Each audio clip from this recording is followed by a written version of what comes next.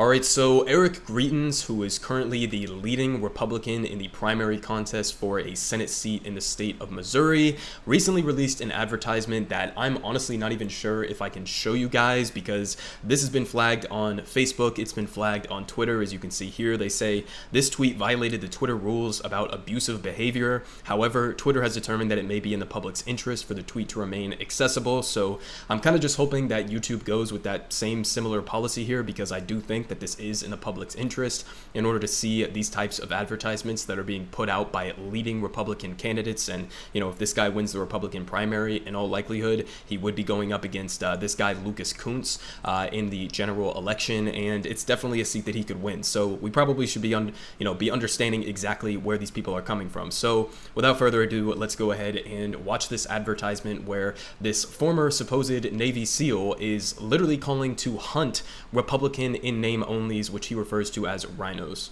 I'm Eric Greitens, Navy SEAL, and today we're going rhino hunting. The rhino feeds on corruption and is marked by the stripes of cowardice.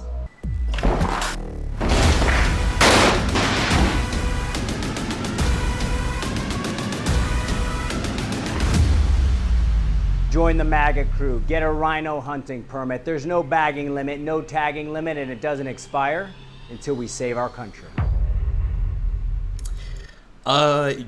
Yeah. So he basically was just using a paramilitary group that had actual gear with the U.S. flag on it, with specific infantry division insignia here on their outfits that they were wearing, and he's holding a shotgun and literally busting down the doors of who he calls, rhino Republicans, guys like Mitch McConnell, Adam Kinzinger, maybe even like Lindsey Graham, etc. People who weren't completely on board with basically installing Donald Trump as the dictatorial king of the United States. But I mean, you can see why this was flagged on a lot of different social media outlets. Usually I like to err on the side of having some sort of a freedom of speech applied to these different social media outlets, but I mean, this is pretty much a direct threat of violence. I don't really know how you can dance around that. I mean, at least it's implicitly calling for violence, and it's not even like he was saying we're going rhino hunting and then he's out in the savannah and they're targeting rhinos, and it's just like supposed to be a metaphor or something. He's literally breaking into a house, implying that really he's just calling for people to hunt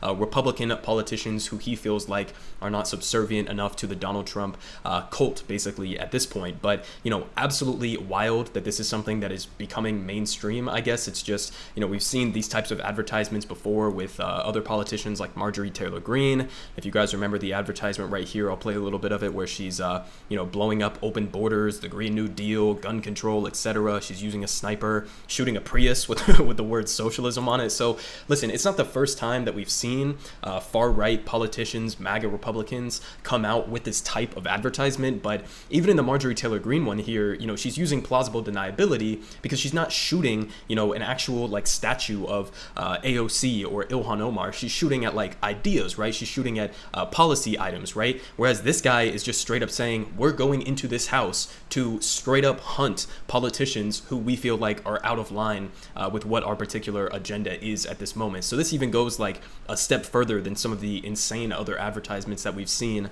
from Republican politicians. And again, this is a guy who is currently leading the Republican primary in the state of Missouri. So I honestly kind of hope to an extent that he does win this primary contest, because I think he would probably be the weakest Republican to go up against this guy, Lucas Kunce, who's actually kind of an interesting Democrat when it comes to, standing outside of the norm on some specific issues. As you can see here from his campaign website, biggest focuses that he has here in the policy section, you got end monopoly domination of our economy, break up corporate monopolies, abolishing corporate PACs and safeguarding democracy, enacting a Marshall Plan for the Midwest. So, obviously I'm sure that we won't agree on like everything. We won't agree on probably things like Medicare for all or the Green New Deal or other policies, but in terms of relative to other Democrats like Nancy Pelosi or other corporate ghouls like Joe Manchin, seems like this guy has a little bit more of an interesting outside the box idea for what he wants to do if he was a senator of Missouri. So